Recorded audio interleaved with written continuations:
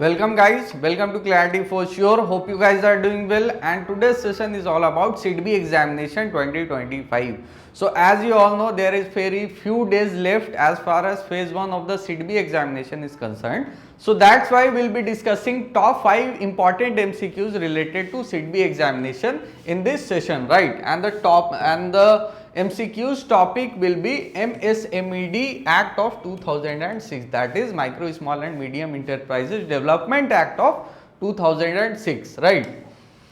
So let's start the session. Our first question is related to National Board for Micro, Small and Medium Enterprises, right? So the question is that the National Board of Micro, Small and Medium Enterprises, that is NBMSME, a statutory body under the Ministry of Micro, Small and Medium Enterprises, that is Ministry of MSME, was established under Micro, Small and Medium Enterprises Development Act of 2006 to advise. Why was this board established? To advise the central government on policies, programs and issues relating to MSMEs, right? To advise on policies, programs and issues related to MSME, right? So the question is, who among the following acts as ex officio chairman of the board, right? This is the question, and there are 5 options given over here. The first is minister in charge of the Ministry of MSME, or is it secretary under Ministry of Ministry of MSME, or chairman and MD of SIDBI, deputy governor of RBI, or is it finance secretary of India, who acts as ex officio chairman of National Board for Micro, Small and Medium Enterprises, right? What will be the correct answer of this question? Who acts as ex officio chairman? You guys tell me in the comment section. What is the correct answer? Is it A, B or D or E? What? The correct answer of this question will be minister in charge of the Ministry of MSME acts as ex officio chairman of the National Board for Micro, Small and Medium Enterprises, right? So let's see the composition of the board. Right, here is the composition of National Board for MSME. So head office is located in Delhi, and the chairperson is Union Cabinet Minister for MSMEs, and it acts as ex officio chairman of this particular board, right? Who is the vice chairperson? Minister of States or Deputy Minister for MSMEs or appointee by central government, right? This is vice chairperson. What is the total composition of this board? Which other members are included in this board, right? Let's see. 6 state ministers are there, MSME related, right? They are regionally representative.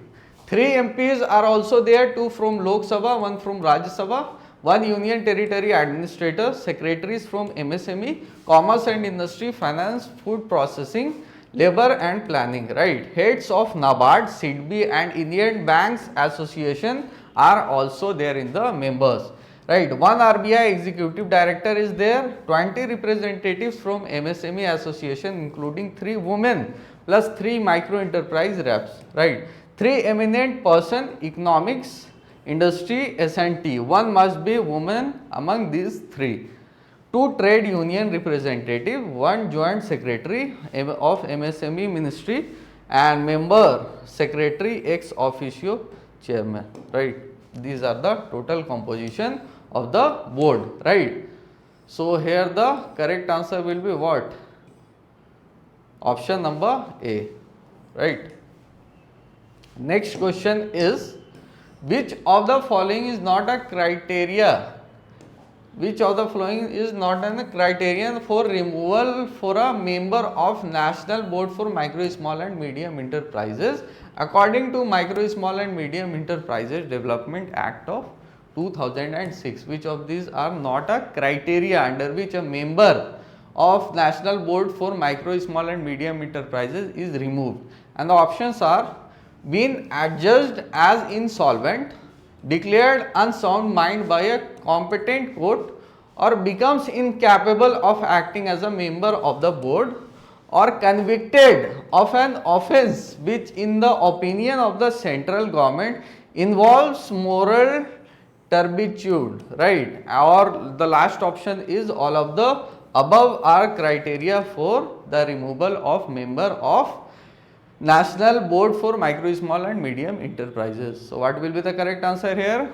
Which option is correct? A, B, C, D or E? You guys tell me in the comment section which of these options are the correct. The correct option here is all of the above are criteria for removal of the member of National Board of MSME, right? Here you can see the explanation. Removal of board members. Ground for removal, ground for which the members can be removed. First is insolvency, right? The first in insolvency. Second was unsound mind legally declared. If legally declared that the person is unsound mind, it can be the ground for removal of the member, right? Refusal on incapacity to act. Refusal or incapacity to act, criminal conviction involving moral turpitude or abuse of position harming public interest, right? These are the 5 criteria under 5 grounds under which a members can be removed, right? There is notwithstanding anything contained in subsection 1, right? Subsection 1, no member shall be removed from his office on the grounds specified in clause C and E. What is in clause C and E? Refusal or incapacity to act or abuse of position harming public interest, right, of that subsection unless he has been given a reasonable opportunity of being heard in the matter. This is the exception, right? This is the criteria or this is the obligation, right? So what will the correct answer, what will be the correct answer of this question number 2? All of the above criteria for removal. These 4 criteria comes under the grounds of the removal of a person, right? Next question is Government of India revised the composite criteria for classification of MSMEs with effect from 1st of April 2025. According to the revised criteria, an enterprise having investment in plant and machinery or equipment of not more than rupees what? This is the question. Rupees what? And annual turnover not more than rupees what shall be considered as medium enterprise. So under new norms which comes into effect on 1st of April 2025, what is the criteria under which an enterprise is considered as medium enterprise? This is the question, right? Choose the correct option to replace A and B. Options are 25 crore and 100 crore. Right, B is 50 crore or 200 crore, 50 crore, 250 crore, 100 crore or 500 crore or 125 crore to and 500 crore. These are the 5 options, right? So you have to tell me the correct answer of this question. What is the new criteria under which a enterprise is considered as medium enterprise, right? What is the correct answer of this question? You guys tell me in the comment section what is the correct answer. Is it A or C or E, what, or D or B? The correct answer of this question is option number E, 125 crore and 500 crore. Means an equipment of not more than 125 CR and annual turnover not more than rupees 500 CR. The annual turnover should not be more than 500 CR and equipment should not be more than 125 CR shall be considered as a medium enterprise under a new norms of this MSME Act, right? So let's see what is the explanation of this question. Here you can see MSME classification, right? MSME classification. post 2020 revised criteria. This is the revised criteria, means the new norms, right? So the category is micro, small and medium, right? These are the three sections. Investment limit, that is plant and machinery equipments, should not be more than or equal to 2.5 crore, right? 2.5 crore, that is for micro, right? Micro. Annual turnover limit greater than or equal to 10 crore, right? The annual turnover should be not greater than or equal to 10 crore. This means this is the criteria for micro enterprises. The second one is small enterprises. Greater than equal to 25 crore and the annual turnover should not be greater than equal to 100 crore, right? Medium enterprise, this was the question, more than equal to 125 crore equipment and the turnover should not be greater than or equal to 500 crore. Applies uniformly to the both manufacturing as well as services enterprises, right? So this was the question and the correct answer of this question is option number A, right? The equipment should not be more than 125 crore and the turnover should not be more than 500 crores, right? Let's move on to our next question, that is question number 4. Under section 15 of MSMED Act of 2006, when a micro or small enterprise supplies goods or services to a buyer, right? Supplies goods or services to a buyer, the buyer is legally required to make payment on or before the date agreed upon in writing, right? In writing मतलब लिखित में जो भी date तय की गई है उससे पहले या उस डेट तक जो है पेमेंट हो जानी चाहिए. What is the maximum permissible period? What is the maximum permissible period for payment to a micro और small enterprise under a written agreement? Under a written agreement as per the act, what is the maximum time? The options are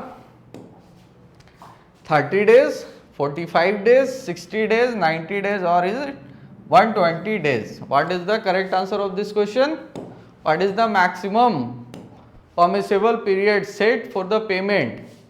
Is it 30 days or is it 45 days, 60 days, 90 days or 120 days? What is the correct answer of this question? You guys tell me in the comment box. What will be the correct answer of this particular question? What is the maximum permissible period set by the MSMED Act of section 15 of the MSMED Act? The correct answer here is 45 days. 45 days is the maximum period for payment to a micro or small enterprises under a written agreement as per the Act, right? Here you can see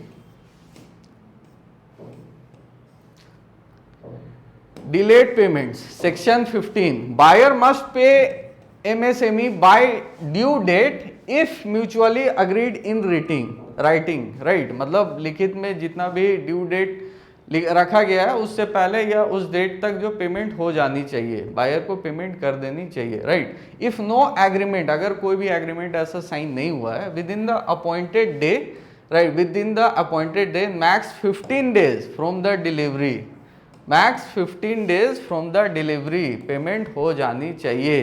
even if agreed in writing, अगर रिटिन में भी agreed हो चुका है तो payment deadline must not exceed 45 days. This is the norm, right? Payment should not exceed 45 days. This is the norm and this was the question, right? So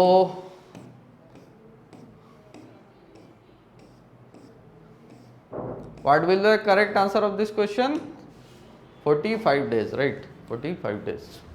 Next and the last question of the day, according to section 16 of MSMED Act of 2006, if a buyer fails to make payment to a micro or small enterprises within the prescribed time, right, what interest is the buyer liable to pay to the purchaser, to the manufacturer, right, or the service provider of micro or small enterprises. The options are simple interest at RBI's bank rate, compound interest at 2 times the RBI bank rate, or compound interest with monthly rest at 3 times the RBI bank rate, or option D, no interest if delay is under 30 days, or interest as per mutual agreements between buyer and supplier. What is the correct answer of this question? What will be the interest rate the buyer has to pay to the micro or small enterpriser, right? Is it option A, simple interest at RBI's bank rate, or is it B, C, D or E? What is the correct answer of this question?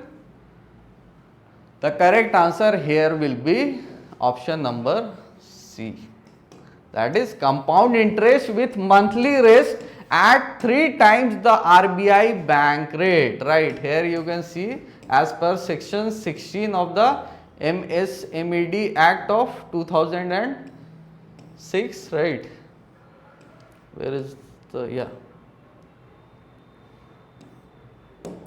Fine. Interest rate on delay payment, that is under section 16. If payment is not made on time, buyer is liable to pay compound interest with monthly rate is equal to 3x bank rate as notified by RBI, right? Overrides any contrary agreement or prevailing law. This is the norms under section 16 of MSMED Act, right?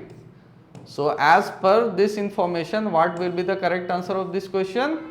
The correct answer here will be what? Option number C, that is compound interest with monthly rest at 3 times.